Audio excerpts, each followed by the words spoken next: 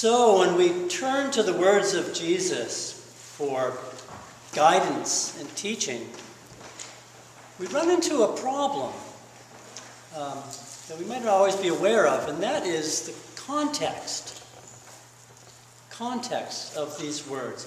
Jesus is speaking in and to a different world, 2,000 years ago and on the other side of the world.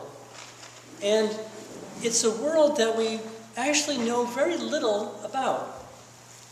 Surprising. It's remarkable how much we do know about the world Jesus lived in. But for example, if you're interested in learning more about Pontius Pilate, there's precious little to go by. There's barely enough to even prove that he existed. And except for the Gospels, we know even less, really, about Jesus. Now we're able to gather that in Jesus' time and place, there was a lot of turbulence in the air. There were strong premonitions of great changes to come. And so a line like, be dressed for action and keep your lamp lit, fit right into that feeling of the time. It turned out that these premonitions were true. Within 30 years after Jesus' death, there was a rebellion in Jerusalem. The Romans came and put it down with violence. They destroyed the city and they toppled down the temple. But interestingly, the Christian tradition has taken all of these premonitions of a major change and transferred them to some great future event of the ultimate end time, right? It's kind of burned into our Western cultural psyche even, to always be saying, when is the end? Is this the end?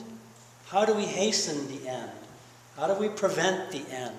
Every generation claims the signs that say now is the time. But if we've taken Jesus out of context there, does that mean that there is no end time? And that now cannot be the beginning of the end? It's really not for me to say.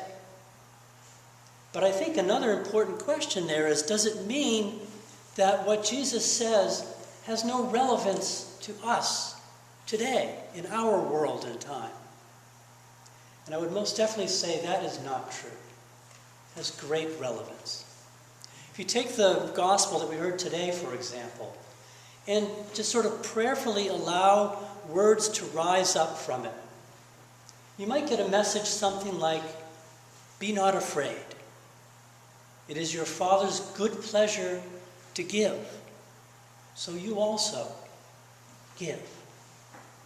Be alert. Be ready.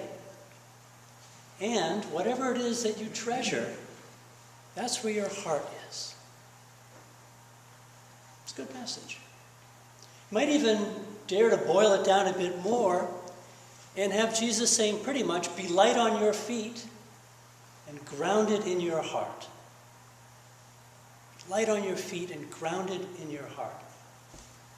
Light on your feet meaning be adaptable, because things are always changing. In the year 0 and in the year, where are we now? 2019, right? We age. That's a change. Technology changes. That really makes a difference in our lives.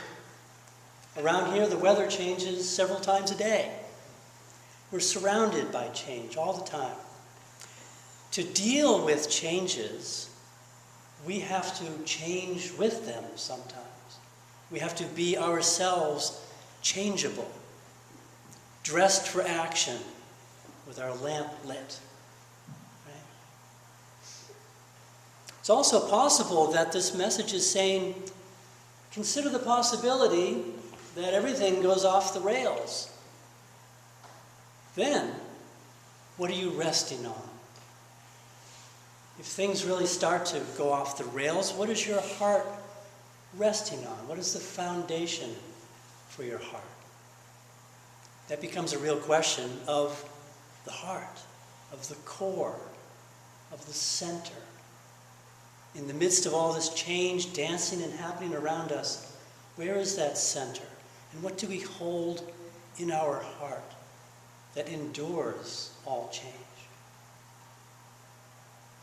We spoke last week about how the heart can hold poison when we hold a grudge or dwell upon disappointments. And the prophet Isaiah today warns that when our idea of justice is revenge, then that's the fate that happens to us. But the prophet and Jesus offer an alternative: to not measure ourselves and others based only on what we think is right, but to measure our compassion, to measure how much we're able to see past what's right and still empathize and care. How do we measure that? How much is enough? When do you have enough compassion? Sounds like a beautiful message. Well, the emphasis is compassion. And that's what Jesus teaches. But it is damn hard. I tell you. Never try it. Of course, our first impulse when we feel set upon or limited in some way is to find something or someone to strike out against. And I'm not claiming to be any pure heart of perfect compassion.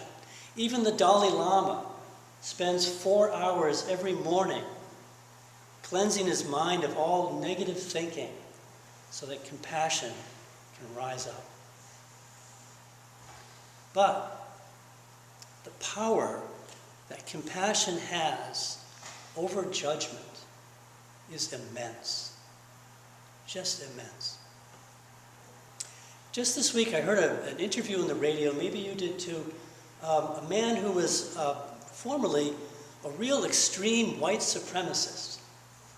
And now he runs an organization to help people avoid becoming what he was and try to rescue people from that path.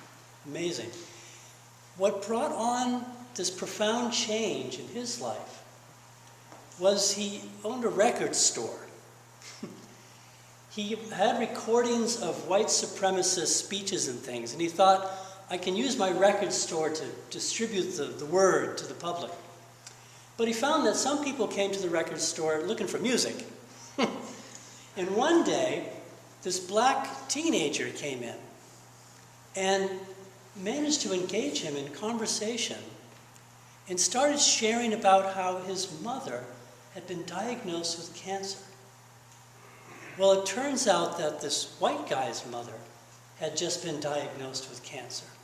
So despite himself, he suddenly found he had this link, this connection with someone that he believed firmly it was impossible to have any connection with. It really threw him off. And it was a shared compassion that was totally unexpected. And so the interviewer asked him, so would you say that compassion then is really a good way to change someone from a path of hate? And he said, I would never ask or expect someone who's a victim of hate to feel like it's their responsibility to approach the person that hates them and show compassion. But, he said, it's the only thing that can change. To receive compassion, especially where you feel it's not even deserved. He said that is the only thing that really changes the heart. So maybe that's where we're at in the world today. Maybe that's the edge and the change that we have been pushed to. And I think Jesus would agree. Amen.